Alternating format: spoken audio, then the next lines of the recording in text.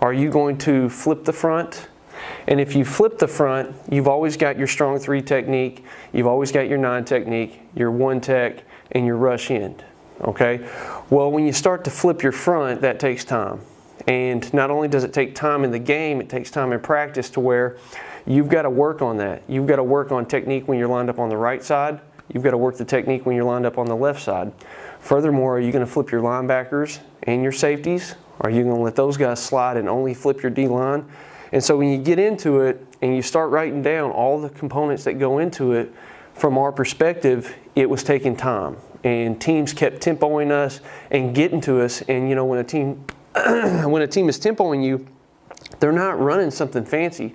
They're running your base stuff that you worked on all week long that you should be able to stop, but you're still struggling to get lined up. And so we said flipping was out.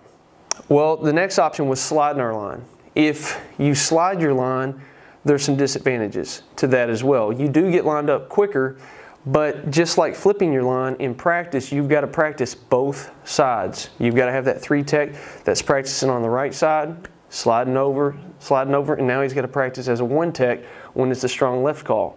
And so it's multiple techniques that he's having to learn. We felt like, again, each step of the way, sliding was better than flipping, but it still wasn't the solution. The next one that we looked at, and we still use a little bit of within the principles of our hurry up, no huddle defense, is an odd front. We will line up occasionally in an odd front and step into a gap. And we feel like against certain teams that pull people, which you'll see on film in the Run Fit video, you'll see where there is some advantages of lining up in an odd front and stepping into the gap.